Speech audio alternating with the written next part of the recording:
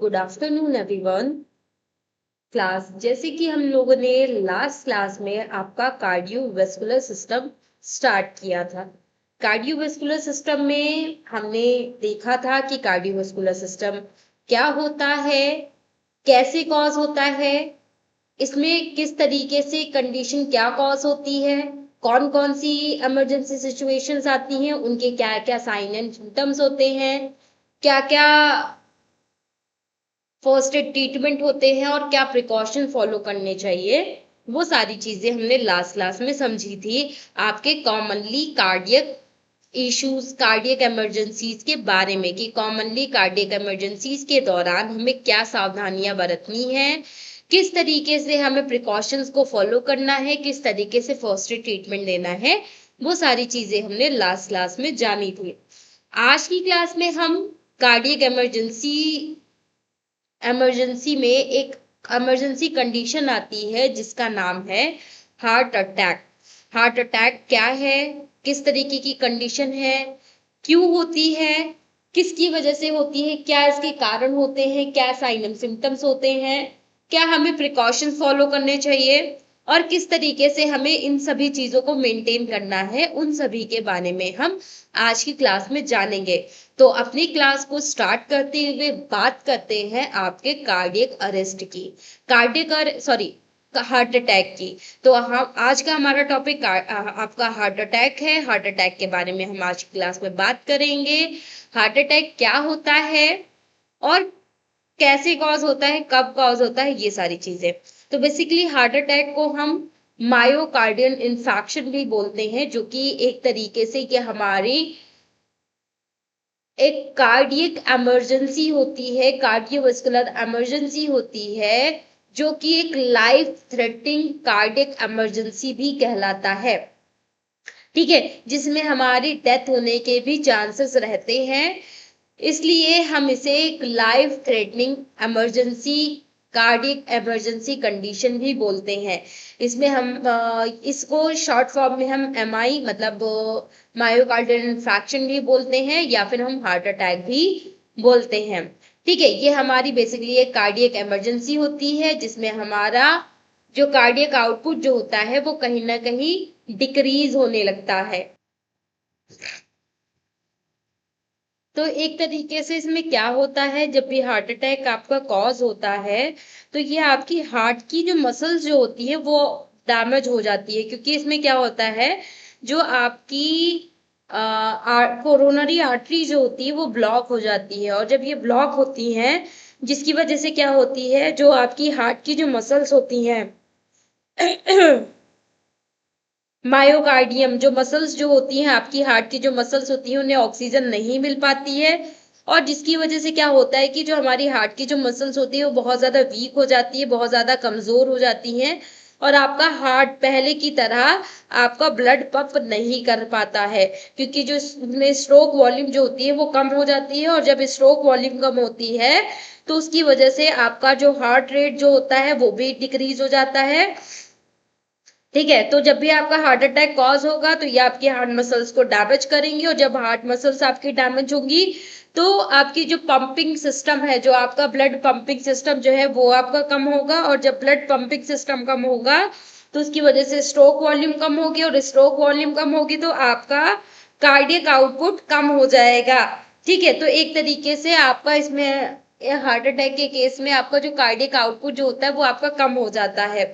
तो एक तरीके से कहा जाए तो हार्ट अटैक क्या है, हार्ट अटैक एक ऐसी कंडीशन है जिसमें हमारे कोरोनरी आर्टरी ब्लॉकेज होने की वजह से हमारा ब्लड फ्लो, जो हमारा कार्डियक आउटपुट जो है वो डिक्रीज हो जाता है, और कार्डियक आउटपुट डिक्रीज होने की वजह से हमारे कई सारी इमरजेंसी कंडीशंस कॉज होती हैं, और हमारा हार्ट एक टाइम ऐसा आता है कि हमारा हार्ट जो है वो पूरी तरीके से काम करना बंद कर देता है। ठीक है, तो इस तरीके से आपका हार्ट अटैक रहता है। तो चलिए अपने टॉपिक को स्टार्ट करते हुए कंप्लीटली बात करते हैं आपके हार्ट अटैक के बारे में। तो बेसिकली हार्ट अटैक एक ऐसी इमरजेंसी सिचुएशन होती है जिसमें हमारा जो कार्डियक आउटपुट जो होता है वो डिक्रीज हो जाता है। तो हार्ट अटैक क्या, जिसे हम मायोकार्डियल इन्फेक्शन भी बोलते हैं, जिसे हम शॉर्ट में एमआई बोलते हैं, एमआई या मायोकार्डियल इन्फेक्शन, ये आपकी एक लाइफ थ्रेटनिंग कार्डियक इमरजेंसी, ये आपके लिए एक लाइफ थ्रेटनिंग कार्डियक इमरजेंसी होती है, दैट अकर, जो कि अकर होती है when the body supply to the part of the heart muscles is suddenly reduced. और ये तब कॉज होती है जब क्या होता है, जब जो आपकी ब्लड सप्लाई जो है, वो ब्लड सप्लाई आपकी कहीं ना कहीं जब आपकी स्लो डाउन हो जाती है, ठीक है, और आपके हार्ट मसल्स तक जब हमारे ऑक्सीजन का ट्रांसपोर्टेशन नहीं हो पाता है, ठीक है, तो उसकी वजह से अचानक से आपका जो कंप्लीट ब्लॉकेज आपको वहां पे दिखाई देता है, जिसकी वजह से आपको क्या रिजल्ट दिखाई देगा कि आपकी हार्ट मसल्स अफेक्ट हो जाती हैं, नॉट रिसीव ऑक्सीजन, और हमारी हार्ट मसल्स को इनफ अमाउंट में ऑक्सीजन और हमारे न्यूट्रिशंस नहीं मिल पाते हैं। If blood flow is not restored, अगर हमने ब्लड फ्लो को रिस्टोर नहीं किया क्विकली, जल्द से जल्द रिस्टोर नहीं किया, तो द हार्ट मसल्स, जो हमारी हार्ट मसल्स जो होंगी वो बिकन डाई, वो हमारी हार्ट मसल्स मरने लगेंगी, कॉजिंग परमानेंट डैमेजेस, और जो कि आपके परमानेंट डैमेजेस को कॉज करने लगेंगी। इस तरीके से हमें बहुत ज्यादा डैमेजेस दिखाई देते हैं, बहुत ज्यादा हमें प्रॉब्लम्स होती हैं। Heart attack required, heart attack जो है, हार्ट अटैक के केस में हमें एक प्रॉपर इमीडिएट मेडिकल ट्रीटमेंट की रिक्वायरमेंट होती है। अर्ली रिकॉग्नाइज, अगर हमने स्टार्टिंग ड्यूरेशन में ही अगर हमने प्रॉपर उसके सिम्टम्स को ऑब्जर्व करके उसे एक प्रॉपर फर्स्ट एड ट्रीटमेंट दे दिया, तो हम आगे जो कॉम्प्लिकेशंस होने वाले हैं उनसे हम पेशेंट को बचा सकते हैं। तो promote first aid can be significantly improve the survival and reduce complication. अगर हमने स्टार्टिंग में ही अगर साइन एंड सिम्टम्स को देखते हुए हम फर्स्ट एड ट्रीटमेंट पेशेंट को दे देते हैं, तो ये हमारे सर्वाइवल को इम्प्रूव करता है, जिससे कि पेशेंट सर्वाइव कर सकता है, और ये आपके जो भी कॉम्प्लिकेशंस है, कॉम्प्लिकेशंस को रिड्यूस करता है, कॉम्प्लिकेशंस आपके रिड्यूस हो जाते हैं। तो इस तरीके से ये आपको हेल्प करता है। हार्ट अटैक, हार्ट अटैक क्या है? Heart attack myocardial infection is that is the death of protein and heart muscles, protein of the heart muscles due to prolonged interruption of the blood supply caused by blockage of one or more coronary arteries। Heart attack या myocardial infection जो है वो आपके necrosis को cause करता है, necrosis of the protein of the heart muscles में आपके नेक्रोसिस को कॉज करता है, जिसकी वजह से क्या होता है कि लंबे समय तक अगर हमारा, तो हार्ट अटैक क्या है? Heart attack basically, heart attack के केस में आपकी नेक्रोसिस कॉज होती है of protein of the heart muscles जो होती हैं, हार्ट मसल्स में आपका एक लंबे समय तक अगर ब्लड सप्लाई नहीं होता है, तो उसकी वजह से क्या होता है, एक ब्लॉकेज कॉज होता है हमारे कोरोनरी आर्टरीज में। तो इसमें ये क्या बता रहे हैं कि जब भी हमारे मायोकार्डियल इन्फेक्शन जब भी कॉज होता है, तो वहां पे क्या होता है, हमारी एक या एक से ज्यादा हमारी जो कोरोनरी आर्टरीज जो होती हैं वो ब्लॉक हो जाती हैं, जो कि क्या करती है, हमारे वन साइड नेक्रोसिस को कॉज करती है, ठीक है, जिसकी वजह से नेक्रोसिस बेसिकली हमारे एक लंबे समय तक जब हमारे ब्लड सप्लाई नहीं होती है, तो उसकी वजह से आपका नेक्रोसिस कॉज होता है और आपकी डेथ हो जाती है, आपके मसल्स की आपकी डेथ हो जाती है, जिसे हम नेक्रोसिस बोलते हैं। तो इसमें क्या होता है आपका, बेसिकली मैंने बताया कि जो आपका हार्ट अटैक जो होता है उसमें एक या एक से ज्यादा कोरोनरी आर्टरीज में ब्लॉकेज आने की वजह से एक लंबे समय तक हमारे ब्लड सप्लाई रुक जाती है। ब्लड सप्लाई ना होने की वजह से हमारी हार्ट मसल्स में एक हिस्से मतलब जो हमारे कार्डियक मसल्स हैं, कार्डियक मसल्स में जैसे कि हमारे ये देखो यहाँ पे, ये देखो ये हमारी कार्डियक मसल है, ये हमारी कार्डियक मसल है, ठीक है। तो ये हमारी इसमें कोरोनरी आर्टरीज होती है, ये आपकी क्या होती है, कोरोनरी आर्टरी होती है। तो कोरोनरी आर्टरी में क्या हो रहा है, कोई ब्लॉकेज हो गया, ये देखो इस तरीके से ब्लॉकेज हो गया। तो ब्लॉकेज ब्लॉकेज जो हुआ उसकी वजह से क्या हुआ कि आपकी मसल्स जो है वो, हार्ट की जो मसल्स है वो धीरे धीरे डैमेज होना स्टार्ट कर देंगी। और जब हमारी हार्ट की मसल्स आपकी डैमेज होने लगेगी तो उसकी वजह से क्या होगा कि आपका नेक्रोसिस कॉज होगा, मतलब वन साइड आपका जो हार्ट है वो ब्लॉक हो जाएगा और काम नहीं करेगा, ठीक है। तो उसी को ही हम मायोकार्डियल इन्फेक्शन बोलते हैं या हार्ट अटैक बोलते हैं, ठीक है। तो ये चीजें हो गई आपके हार्ट अटैक कि भाई हार्ट अटैक क्या होता है। तो हार्ट अटैक या मायोकार्डियल इन्फेक्शन जो है वो एक एक नेक्रोसिस है, जिसमें क्या होता है कि आपकी जो हार्ट मसल्स जो होती हैं उन्हें प्रॉपर एक लंबे समय तक एक प्रॉपर ऑक्सीजन का फ्लो ना मिलने की वजह से क्या होता है कि एक या एक से ज्यादा कोरोनरी आर्टरीज में ब्लॉकेज हो जाती है, जिसकी वजह से हमारी जो है कोई वन साइड जो है हमारे हार्ट की कोई वन साइड की मसल्स जो है वो उनकी डेथ होना स्टार्ट हो जाती है, ठीक है। तो एक तरीके से वो मायोकार्डियल इन्फेक्शन आपका कहलाता है। हार्ट अटैक जो है, आप हार्ट अटैक में जो है आपको एक इमीडिएट रिस्पांस की नीड होती है, एक मेडिकल ट्रीटमेंट की नीड होती है अर्लियर स्टेज में, जिससे कि आगे जो सेवरल बहुत सारे टाइप्स ऑफ कॉम्प्लिकेशन जो होने वाले हैं वो आपके रिड्यूस हो सके, तो वो सारी चीजें ओवरऑल आपको दिखाई देती हैं। What happen during the heart attack.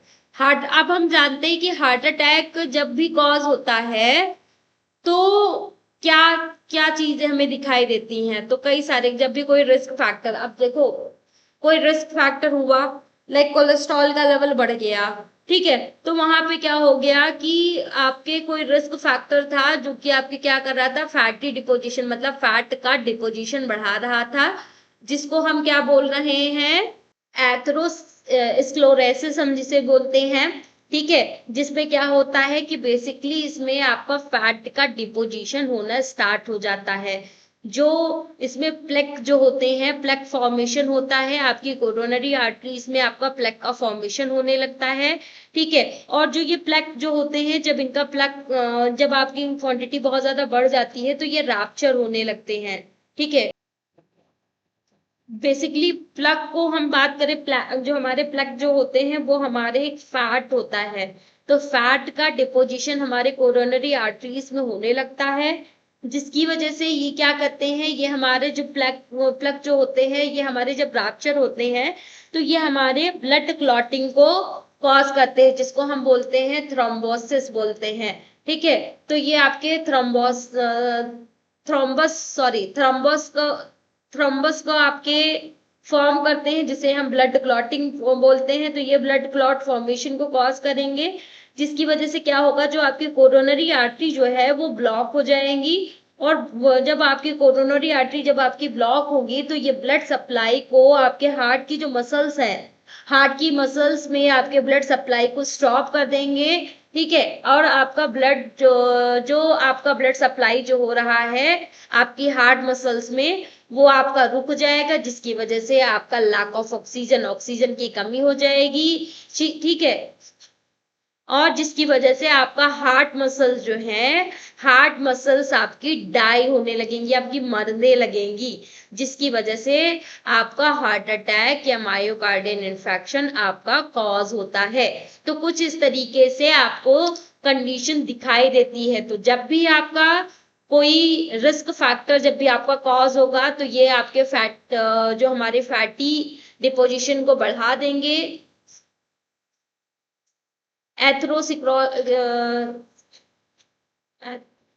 Sclerosis, मतलब एथरोस्क्लेरोसिस जो है आपका बेसिकली एक ऐसी कंडीशन होती है जब हमारे फैट का डिपोजिशन वो एक्यूमुलेशन होने लगता है, हमारा फैट का जो है डिपोजिशन जब होगा तो उसको हम एथेरोस्क्लेरोसिस बोल देते हैं, जिसमें हमारा जो फैट सेल जो है उसे हम प्लेक बोलते हैं, प्लेक बोलते हैं। प्लेक का फॉर्मेशन होने लगता है आपकी कोरोनरी आर्टरीज में, और जब ये कोरोनरी आर्टरीज में इनका फॉर्मेशन होता है तो ये हमारे रैप्चर कर देते हैं, और जिसकी वजह से हमारा ब्लड क्लॉट होता है, थ्रोम्बस हमारा, जिसे हम थ्रोम्बस बोलते हैं, थ्रोम्बस होगा, ब्लड क्लॉट का फॉर्मेशन होगा, जिसकी वजह से हमारी जो कोरोनरी आर्टरी जो है वो ब्लॉक हो जाएंगे, और जब कोरोनरी आर्टरी ब्लॉक होंगी तो हमारा ब्लड सप्लाई जो है आपका हार्ट मसल्स में स्टॉप हो जाएगा और लैक ऑफ ऑक्सीजन होगा। ठीक है, ऑक्सीजन की कमी होगी और हार्ट मसल जो है आपकी डाई होना स्टार्ट हो जाएंगे। तो इस तरीके से आपको दिखाई देता है। अब बात करते हैं कि हार्ट अटैक कैसे कॉज होता है। ये तो हमने अभी बात की कि हार्ट अटैक जब कॉज हो गया तो हमारी की क्या, उस टाइम पे क्या काम हो रहा था, किस तरीके से वो चीजें हो रही थी, वो सारी चीजें। अब हम देखते हैं कि हार्ट अटैक कैसे कॉज हुआ। तो जब भी कोरोनरी आर्टरी जब भी आपकी ब्लॉक होगी, अब यहाँ पे क्या हुआ कि आपकी कोरोनरी आर्टरी ब्लॉक हो गई। ठीक है, ये आपकी कोरोनरी आर्टरी ब्लॉक हो गई। अब कोरोनरी आर्टरी जब ब्लॉक हुई तो ये हमारे जो ब्लड फ्लो जो है उसको रिड्यूस कर देंगे। जब आपका ब्लड फ्लो आपका रिड्यूस हो जाएगा, ठीक है, तो ब्लड फ्लो जब रिड्यूस होगा तो ऑक्सीजन सप्लाई भी आपकी डिक्रीज हो जाएगी। तो जाहिर सी बात है, जब हमारा ब्लड का फॉर्मेशन नहीं होगा तो हमारा ऑक्सीजन भी सही से ट्रांसपोर्ट नहीं हो पाएगा। जब ऑक्सीजन ट्रांसपोर्ट नहीं होगा तो उसकी कंडीशन में क्या होता है कि आपकी जो हार्ट मसल्स जो होती हैं can not be produce enough enough energy. तो हमारे मसल्स जो है, हमारे हार्ट की मसल्स को एनर्जी नहीं मिलेगी, और जब एनर्जी नहीं मिलेगी तो ये जो हमारी हार्ट की जो मसल्स हैं, जो हमारी कार्डियक मसल्स जो हैं, वो डैमेज होना स्टार्ट हो जाएंगी और वर्किंग अच्छे से नहीं कर पाएंगी। जब डैमेज होना स्टार्ट हो जाएंगी तो वर्किंग अच्छे से नहीं कर पाएंगी। ठीक है, क्योंकि उन्हें एनर्जी नहीं मिल रही, उन्हें ऑक्सीजन नहीं मिल रहा है। ठीक है, तो जिसकी वजह से ये सारी चीजें आपको दिखाई देती हैं। और जब आपका ये आपके हार्ट की मसल्स आपकी डैमेज होने लगेंगी तो आपकी हार्ट मसल जो है वो डाई होने लगेंगे, मतलब नेक्रोसिस कॉज होने लगेगी। और जब नेक्रोसिस आपकी कॉज होने लगेगी तो ये आपके जो पंपिंग सिस्टम जो है उसको रिड्यूस कर देते हैं। पंपिंग सिस्टम आपका रिड्यूस हो जाता है और ब्लड पंप सही से नहीं हो पाता है, जिसकी वजह से आपकी कार्डियक इमरजेंसी कंडीशन कॉज हो जाती है। तो इस तरीके से आपका कार्डियक इमरजेंसी, आपकी हार्ट अटैक की कंडीशन कॉज होती है। ठीक है, तो नॉर्मल देखो आपकी ब्लड वेसल्स ऐसे रहती है जिसमें आपका ब्लड फ्लो आसानी से होता रहता है। लेकिन जब हमारी इसमें हमारे प्लेक का फॉर्मेशन जब होता है, ये येलो कलर जो आपको दिखाई दे रहा है, ये हमारा फैट ही है, हमारा प्लेक ही है जो आपको येलो कलर का दिखाई दे रहा है। तो इसका डिपोजिशन हमारी ब्लड वेसल्स में होने लगता है, जिसकी वजह से ये क्या होती है, जो हमारा जो ब्लड फ्लो जो है, जो हमारा कार्डियक आउटपुट जो है वो डिक्रीज हो जाता है इन ब्लॉकेज की वजह से। अब जब कार्डियक आउटपुट आपका डिक्रीज होगा तो उसकी वजह से क्या होगा कि आपका जो ब्लड का जो फॉर्मेशन जो है वो अच्छे से नहीं हो पाएगा, ऑक्सीजन का ट्रांसपोर्टेशन अच्छे से नहीं हो पाएगा। तो वो सारी चीजें आपको दिखाई देती है, जिसकी वजह से आपका कार्डियक इमरजेंसी कॉज हो जाती है। ठीक है, तो यही हमारा एक छोटा सा मोड ऑफ एक्शन है कि किस तरीके से आपका हार्ट अटैक कॉज होता है। अब हार्ट अटैक की आपके कॉजेस क्या है, किन किन कारणों की वजह से आपका हार्ट अटैक कॉज होता है। तो the most common cause block of coronary artery due to blood clot formation over the atherosclerosis plaque. Most commonly जो हार्ट अटैक का जो कारण है वो यही है कि हमारी कोरोनरी आर्टरी ब्लॉक हो जाती है ड्यू टू क्लॉट फॉर्मेशन की वजह से, जो कि आपकी जब प्लग का फॉर्मेशन जब आपका हमारी ब्लड वेसल्स में होता है, जब हमारे कोरोनरी आर्टरी में होता है तो उसकी वजह से ये हमारे ब्लड फ्लो को डिक्रीज कर देती है, जिसकी वजह से हमारे हार्ट मसल्स को ऑक्सीजन नहीं मिल पाता है, जिसकी वजह से वो वीक हो जाती है, और वीक होने की वजह से वो काम नहीं कर पाती है और उनमें एनर्जी नहीं मिल पाती है। एनर्जी नहीं मिलने की वजह से वो काम करना स्लो डाउन कर देती है, और एक टाइम ऐसा आता है वो पूरी तरीके से काम करना बंद कर देती हैं। ठीक है, कुछ अदर कंडीशंस भी होती हैं, अदर कॉजेस भी होते हैं जिसकी वजह से आपका हार्ट अटैक कॉज होता है, जैसे कि कोरोनरी आर्टरी डिजीज। ठीक है, CAD। तो जब कोरोनरी आर्टरी डिजीज, हमारी कोरोनरी आर्टरी में कोई डिजीज होती है तो उसकी वजह से आपका हार्ट अटैक हो सकता है। ठीक है, इसके अलावा एथेरोस्क्लेरोसिस की वजह से, मतलब आपके प्लग का फॉर्मेशन होने की वजह से, फैट डिपोजिशन की वजह से, ठीक है, ब्लड क्लॉटिंग की वजह से, थ्रोम्बोसिस की वजह से, ठीक है, जिसे हम थ्रोम्बोसिस बोलते हैं, ब्लड क्लॉट की वजह से आपका हो सकता है हार्ट अटैक, या फिर कोरोनरी आर्टरी स्पाज्म की वजह से आपका हार्ट अटैक कॉज हो सकता है, या सीवियर अनकंट्रोल्ड हाइपरटेंशन की वजह से भी आपका हार्ट अटैक कॉज हो सकता है। इसके अलावा डायबिटीज मलाइटस की वजह से, ठीक है, डायबिटीज मलाइटस भी आपका एक हार्ट अटैक का एक कारण बन सकता है। ठीक है, इसके अलावा हाई कोलेस्ट्रॉल लेवल, जब भी आपका कोलेस्ट्रॉल लेवल बढ़ेगा तो उसकी वजह से भी आपका हार्ट अटैक की कंडीशन कॉज हो सकती है। ठीक है, इसके अलावा स्मोकिंग, या फिर कोई टोबैको खा रहा है या स्मोकिंग का सेवन कर रहा है तो उसकी वजह से भी आपका कोरोनरी आर्टरी डिजीज कंडीशन हो सकती है, ब्लॉकेज हो सकते हैं, ठीक है, जिसकी वजह से आपको हार्ट अटैक कॉज हो सकता है। इसके अलावा ओबेसिटी, जब भी हमारा बॉडी का वेट बहुत ज्यादा बढ़ेगा, बहुत ज्यादा फैट एक्यूमुलेट होगा, तो उसमें क्या होगा कि आपके फैट एक्यूमुलेशन की वजह से, फैट के एक्यूमुलेशन की वजह से भी आपका कार्डियक हार्ट अटैक, आपका कार्डियक इमरजेंसी कॉज होती है, आपका हार्ट अटैक कॉज होता है। तो जब भी आपका ओबेसिटी बढ़ेगा तो जाहिर सी बात है कि हमारी बॉडी में कोलेस्ट्रॉल का लेवल बढ़ा देगा, क्योंकि जब फैट का डिपोजिशन होगा तो ये आपके कोलेस्ट्रॉल लेवल को बढ़ा देगा, और जब कोलेस्ट्रॉल लेवल बढ़ाएगा तो आपकी कई सारी कार्डियक इमरजेंसीज कंडीशन कॉज होती है, तो वो ओवरऑल आपको दिखाई देता है। ठीक है,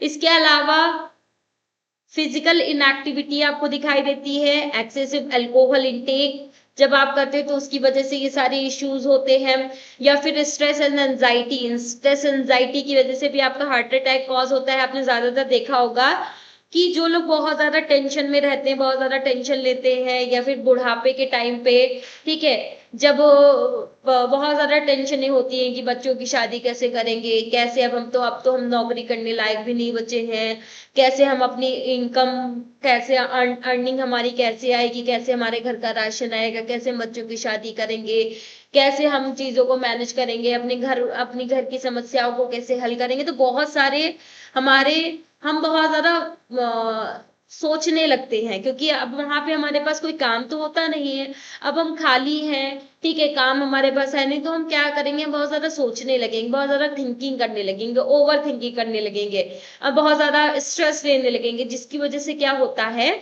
आपका हार्ट अटैक कॉज होने के चांसेस बढ़ जाते हैं। ठीक है, तो आपके बहुत ज्यादा स्ट्रेस लेने की वजह से, बहुत ज्यादा एंजाइटी की वजह से, बहुत ज्यादा स्ट्रेस की वजह से आपका हार्ट अटैक कॉज हो सकता है।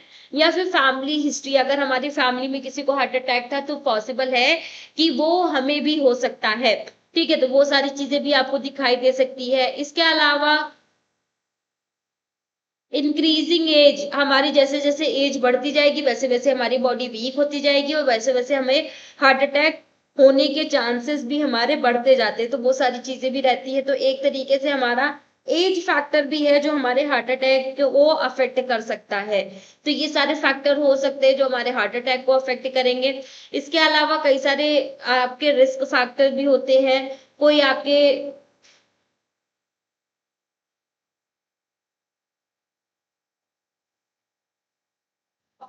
नॉन मॉडिफाइबल रिस्क फैक्टर होते हैं कुछ, और कुछ मॉडिफाइबल रिस्क फैक्टर होते हैं। तो पहले बात करेंगे आपके नॉन मॉडिफाइबल रिस्क के बारे में, रिस्क फैक्टर के बारे में। ये कौन कौन से होते हैं, जैसे कि आपकी इंक्रीजिंग एज जैसे जैसे आपकी इंक्रीज होती जाएगी, बढ़ती जाएगी, वैसे वैसे हमारे हार्ट अटैक के हार्ट अटैक के होने के चांसेस आपके बढ़ते जाएंगे। इसके अलावा आपका जो मेल्स जेंडर है, जो बेसिकली हमारे मेल्स में ज्यादातर ये पाया जाता है। इसके अलावा family history of heart disease, अगर किसी को फैमिली हिस्ट्री है, किसी को पहले से ही हमारी फैमिली में हार्ट अटैक की कंडीशन थी, तो वो हमें भी होने के चांसेस बहुत ज्यादा होते हैं। ठीक है, इसके अलावा जेनेटिक डी प्री डिपोजिशन की वजह से भी आपका ये भी आपका एक रिस्क फैक्टर हो सकता है जो कि आपके हार्ट अटैक को कॉज कर सकता है। इसके अलावा मॉडिफेबल रिस्क फैक्टर कई सारे होते हैं, जैसे कि स्मोकिंग है, आपका हाइपरटेंशन है, आपका डायबिटीज है, हाई कोलेस्ट्रॉल लेवल है, ओबेसिटी है। ठीक है, इसके अलावा हमारे लाइफ स्टाइल है, हमारा स्ट्रेस है, हमारी अनहेल्दी डाइट है। ठीक है, या एक्सेसिव अल्कोहल कंज्यूमिंग है। ये भी हमारे कुछ ऐसे फैक्टर्स होते हैं जो कि हमारे हार्ट अटैक की कंडीशन को कॉज करने के लिए रिस्पॉन्सिबल होते हैं। तो इन सभी फैक्टर्स की वजह से भी हमारा हार्ट अटैक कॉज हो सकता है। तो ये भी एक तरीके के कारण होते हैं। अब ये तो हो गए हमारे कारण कि क्या क्या कारण होते हैं और क्या क्या रिस्क फैक्टर होते हैं, उनके बारे में हमने बात की। अब हम बात करते हैं आपके साइन एंड सिम्टम्स की। जब भी आपका हार्ट अटैक कॉज होता है तो आपको साइन एंड सिम्टम्स क्या क्या दिखाई देते हैं। तो टिपिकली आपको क्या क्या, क्या साइन एंड सिम्टम दिखाई देते हैं। तो सीवियर चेस्ट पेन आपको दिखाई देता है, आपको सीवियर बहुत ज्यादा चेस्ट पेन होने लगता है। ठीक है, tightness and squeezing, squeezing in chest, squeezing जैसा दर्द होता है, जैसे कि कोई चुभन वाला, ऐसे जैसे कि बहुत ज्यादा वहां पे बहुत ज्यादा एकदम खिंचाव पैदा हो रहा है, बहुत ज्यादा किसी ने चाकू चुभो दिया है यहाँ करके। ठीक है, एक स्क्वीजिंग वाला पेन होने लगता है। Pain lasting more than 20 minutes. अगर आपका पेन जो है ये आपका लगभग 20 मिनट तक बहुत ज्यादा सीवियर एक स्क्वीजिंग वाला यहाँ पे दर्द होता रहता है, जो कि हार्ट अटैक को इंडिकेट करता है। ठीक है, इसके अलावा आपके पेन जो है आपके लेफ्ट आर्म में, राइट आर्म में, शोल्डर्स में, नेक में, जॉ में, या फिर आपके बैक साइड आपको बहुत ज्यादा पेन ये रिडेक्ट होता है, आपका कॉज होता है, जिसकी वजह से आपको बहुत ज्यादा आपको बहुत ज्यादा अनकंफर्टेबल फील होता है। इसके अलावा शॉर्टनेस ऑफ ब्रीदिंग, आपकी ब्रीदिंग शॉर्ट हो जाती है, आपकी बहुत ज्यादा ब्रीदिंग कम हो जाती है। इसके अलावा कोल्ड, आपकी कोल्ड, बहुत ज्यादा ठंड लगने लगती है अचानक से आपको, जैसे रैगर्स पड़ रहे हो, जैसे बहुत ज्यादा ठंड लगने लगती है, बहुत ज्यादा उस तरीके से आपको बहुत ज्यादा आपको ठंड लगने लगती है, आपको स्वेटिंग होने लगती है। ठीक है, बहुत ज्यादा पसीना आने लगता है। नोजिया एंड वॉमिटिंग दिखाई देता है, आपको नोजिया वॉमिटिंग आपको दिखाई देता है। इसके अलावा डिजीनेस, आपको डिजीनेस, वीकनेस, ठीक है, ये सारी चीजें आपको दिखाई देती हैं। आपको बहुत ज्यादा वीकनेस जैसा फील होता है, बहुत ज्यादा आपको चक्कर से आने लगते हैं, बहुत ज्यादा आप अपने आप को वीक फील करने लगते हो। ठीक है, इसके अलावा पैल्पिटेशन आपको दिखाई देने लगता है। इसके अलावा फीलिंग ऑफ, आपको ऐसा फील होने लगता है, इनकंफर्टेबल फील होने लगता है। इसके अलावा आपको क्या दिखाई देता है, पेल और कोल्ड स्किन, आपको स्किन का कलर आपका पेल येलोविश कलर का आपको दिखाई देने लगता है। और आपकी जो स्किन है वो कोल्ड, एकदम बहुत ज्यादा ठंडी हो जाती है, एकदम जैसे बर्फ के जैसे अपनी एकदम ठंडी हो जाती है। तो वो सारी चीजें ओवरऑल आपको दिखाई देती है। ठीक है, तो ये सारे आपको साइन एंड सिम्टम टोटली आपको दिखाई देते हैं। ठीक है, इसके अलावा मोस्ट कॉमनली ये टिपिकली साइन एंड सिम्टम आपको दिखाई देते हैं जो कि आपके हार्ट अटैक को इंडिकेट करते हैं। बाकी कुछ ऐसे साइन एंड सिम्टम भी दिखाई देते हैं, एटिपिकल साइन एंड सिम्टम भी कई सारे होते हैं जो मोर कॉमन होते हैं, कॉमनली आपके वुमेन्स में और ओल्ड अडल्ट्स में आपको ये दिखाई देते हैं, या फिर डायबिटिक पेशेंट्स में आपको ये सिम्टम्स दिखाई देते हैं, जैसे कि माइल्ड चेस्ट पेन, आपको बहुत हल्का फुल्का माइल्ड चेस्ट पेन होने लगता है, डिस्कम्फर्ट आपको फील होने लगता है, फेथिंग, आप फेथिंग बेहोश होने लगते हो, या फिर आपके इनडाइजेशन इश्यूज कॉज होने लगते हैं, जिसमें आपका डाइजेस्टिव सिस्टम बहुत ज्यादा डिस्टर्ब हो जाता है। अपर एब्डोमेन पेन होने लगता है, एब्डोमेन के ऊपर, अपर एब्डोमेन में आपको बहुत ज्यादा सीवियर पेन होने लगता है। ठीक है, इसके अलावा जॉ में आपको पेन होने लगता है। इसके अलावा आपके बैक पेन भी आपको होने लगता है। तो वो सारी चीजें आपको ओवरऑल दिखाई देने लगती हैं। इसके अलावा कई सारी आपको ब्रीदिंग डिफिकल्टीज होने लगती है विदाउट चेस्ट पेन, आपको बिना चेस्ट पेन के आपको बहुत ज्यादा ब्रीथलेसनेस आपको कंडीशंस दिखाई देने लगती है, जिसमें आप ब्रीदिंग नॉर्मली नहीं ले पाते हैं। तो वो सारी चीजें ओवरऑल आपको दिखाई देती हैं। ठीक है, तो ये सारी चीजें क्या है, एक तरीके से आपको आपके हार्ट अटैक को इंडिकेट करती हैं कि आपका हार्ट अटैक जब भी कॉज होगा तो आपको ये सारे सिम्टम्स दिखाई देंगे। इसके अलावा इसके ये कॉजेज हो गए कि कॉजेज कौन कौन से रहते हैं और इसके ये मोड ऑफ एक्शन, ठीक है, कि कैसे आपका ये कॉज हो रहा है। अब हम बात करते हैं, अब हमने देखा साइनम सिम्टम देखे, तो साइनम सिम्टम के बिहाफ पे हमने ये डिसाइड किया कि हाँ इसको हार्ट अटैक की कंडीशन कॉज हुई है। अब हम क्या करेंगे, जब हम ये कंफर्मेशन हो गया तो वहां पे हम उसको फर्स्ट एड ट्रीटमेंट देंगे। तो फर्स्ट स्टेप क्या होगा, पहले तो हम पेशेंट का DRABC मतलब डेंजर रिस्पॉन्स, एयरवे, ब्रीदिंग और सर्कुलेशन, ये सारी चीजें हम मेजर करेंगे और पेशेंट को रीअश्योर करवाएंगे कि आप घबराओ नहीं, परेशान मत हो, हम आपको सेफ कर लेंगे। स्टे काम, पेशेंट को शांत कराना है, आप एकदम शांत हो जाओ, घबराओ नहीं, परेशान मत हो, रीअश्योर द पेशेंट, पेशेंट को आपको रीअश्योर करवाना है। Do not allow to unnecessary movement, और पेशेंट को बिल्कुल भी अननेसेसरी मूवमेंट करने के लिए अलाउ नहीं करना है, पेशेंट को बिल्कुल भी अननेसेसरी मूवमेंट करने नहीं देना है। तो इस चीज का आपको ध्यान रखना है। कॉल फॉर एम्बुलेंस, एम्बुलेंस को आपको कॉल करना है। इमरजेंसी सिचुएशन को हैंडल करने के लिए, एक एम्बुलेंस सर्विसेज के लिए आपको, मेडिकल सर्विसेज के लिए आपको कॉल करना है इमरजेंसी सिचुएशंस में मेडिकल सर्विसेज को इमीडिएटली, जिससे कि वहां पे तुरंत का तुरंत आपके मेडिकल सर्विसेज वाले वहां पे आए और पेशेंट को एक प्रॉपर ट्रीटमेंट प्रोवाइड करें, ठीक है। इसके अलावा पेशेंट का हमें क्या करना है, एक प्रॉपर पोजीशन मेंटेन करनी है। अगर पेशेंट अनकॉन्शियस नहीं है और पेशेंट कॉन्शियस है, पेशेंट बेहोश नहीं हुआ है, तो उसको हम हाफ सिटिंग पोजीशन में बैठाएंगे, जिसे हम सेमी हाफ सिटिंग पोजीशन भी बोलते हैं, या फिर सेमी रियलाइजिंग पोजीशन भी बोलते हैं, जिसमें हम पेशेंट को चेयर पे कंफर्टेबली पेशेंट को सपोर्ट देते हुए उसको आराम से हम बैठा देंगे हाफ सिटिंग पोजीशन में, ठीक है। और सपोर्ट करेंगे उसके बैक साइड से, उसको सपोर्ट करेंगे, जैसे कि उसको पिलो वगैरह लगा देंगे बैक साइड में, और उसकी जो नीज है, नीज को हम क्या कर देंगे, बेंड कर देंगे, स्लाइडली बेंड कर देंगे, जिससे कि उसे कंफर्टेबल फील हो। तो इस तरीके से हम प्रॉपर एक पोजीशन उसकी बनाएंगे। लूज द टाइट क्लॉथ्स, अब हम क्या करेंगे, पेशेंट के टाइट क्लॉथ्स को लूज कर देंगे और लूजन कोलैप्स, और अगर पेशेंट जो है बेहोश होकर के जैसे गिर जाते हैं, तो उसको हमें आराम से कंफर्टेबली उसको हम लेटा करके उसके कपड़ों को लूज कर देंगे, ठीक है। लूज द कॉलर्स, पेशेंट के कॉलर्स को लूज करेंगे, मतलब अराउंड द नेक।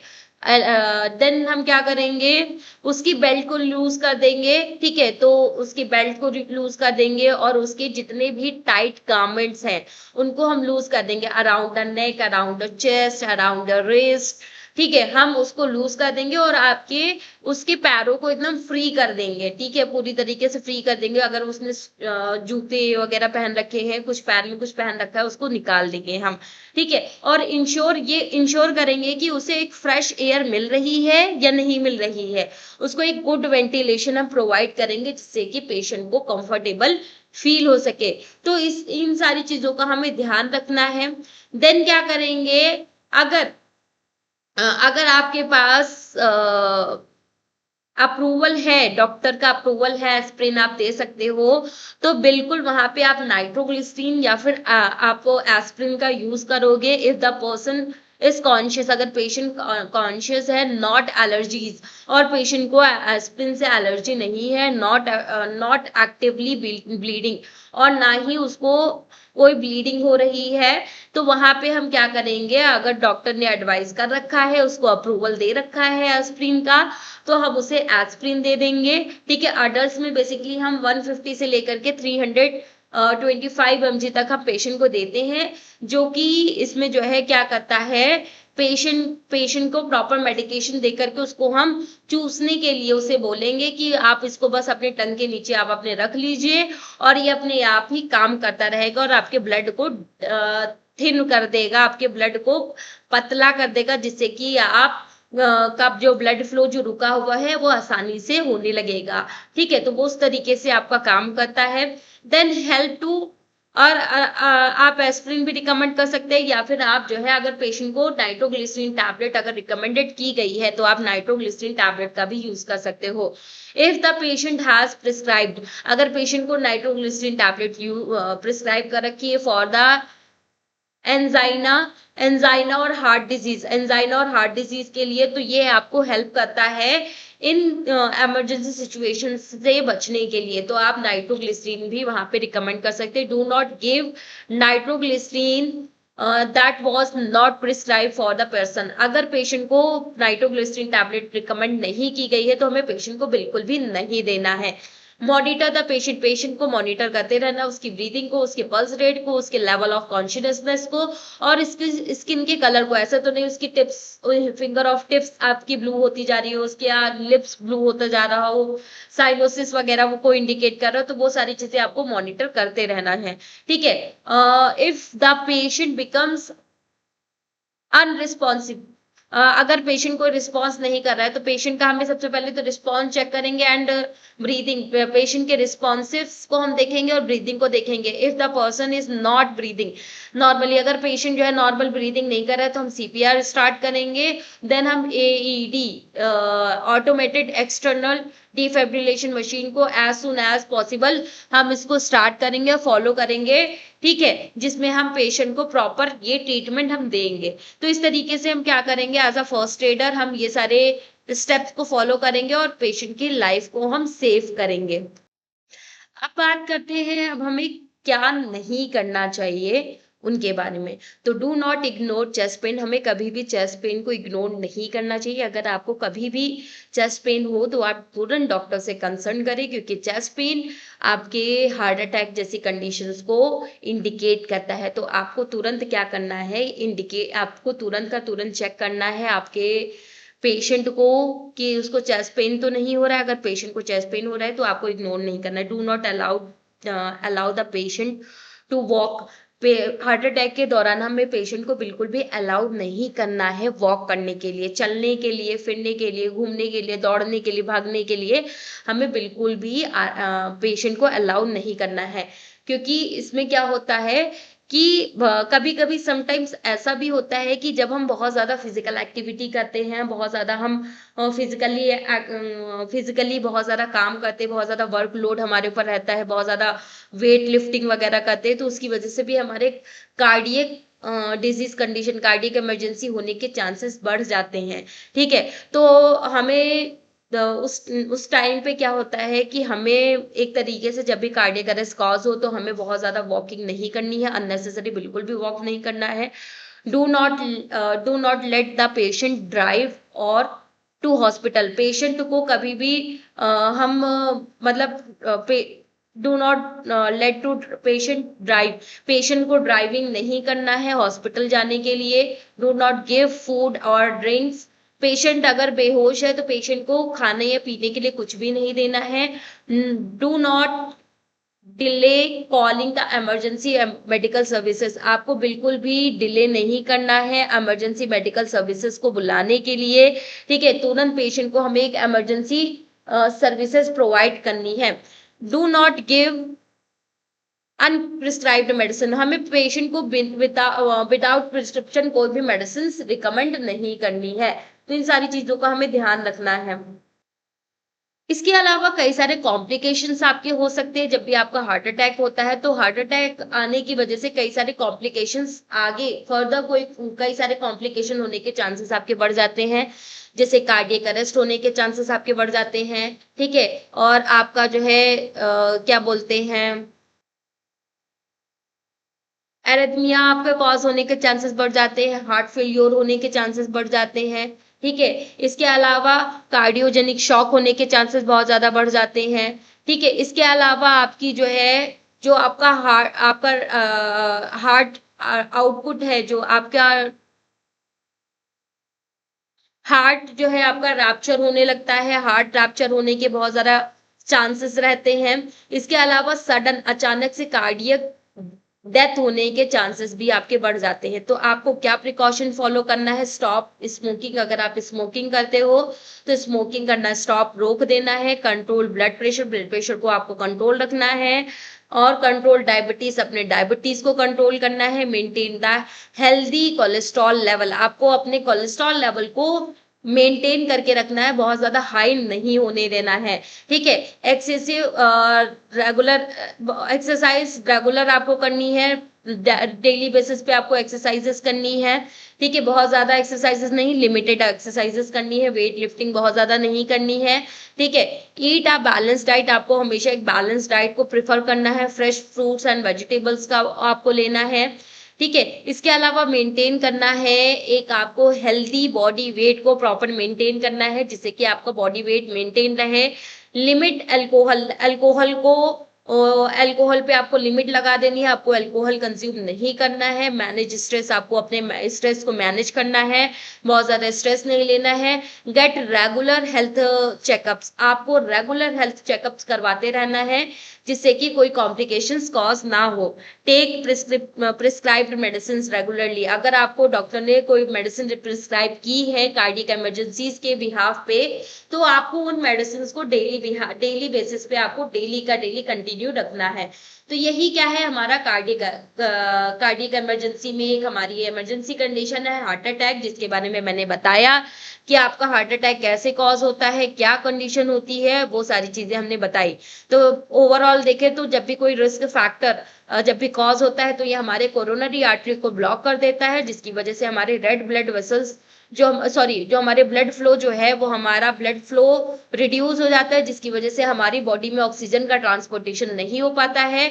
हमारी हार्ट की मसल्स को भी ऑक्सीजन रिसीव नहीं हो पाता है, जिसकी वजह से हमारी हार्ट मसल्स जो है वो डैमेज होने स्टार्ट हो जाती है, जिसकी वजह से आपका हार्ट अटैक कॉज होता है, जिसमें आपको बहुत ज्यादा सीवियर चेस्ट पेन आपको दिखाई देता है, स्वेटिंग दिखाई देती है और ब्रीथलेसनेस आपको दिखाई देती है, ब्रीदिंग इश्यूज, स्वेटिंग और चेस्ट पेन आपको दिखाई देता है, जो कि एक इमरजेंसी सर्विसेज होती है, जहाँ पे इमरजेंसी सर्विसेज की नीड होती है, जिसमें हम पेशेंट को क्या करते हैं, एक हाफ सिटिंग पोजीशन पे या फिर रेस्टिंग पोजीशन में हमें रेस्ट के लिए हमें हाफ सिटिंग पोजीशन पे पेशेंट को बैठा देते हैं, और पेशेंट को एस्प्रिन रिकमेंड करते हैं। अगर डॉक्टर ने पहले से इसको प्रिस्क्राइब कर रखी है, तो हम पेशेंट को एस्प्रिन वगैरह एस्प्रिन टैबलेट हम दे सकते हैं, जो ब्लड को डाइल्यूट करने का काम करेगी, ब्लड को थिन करने का काम करेगी। ठीक है, और वहां पे हम पेशेंट के प्रॉपर मॉनिटर वाइटल साइन को मॉनिटर करते रहेंगे, और अगर जरूरत पड़ी तो हम सीपीआर भी पेशेंट को देंगे।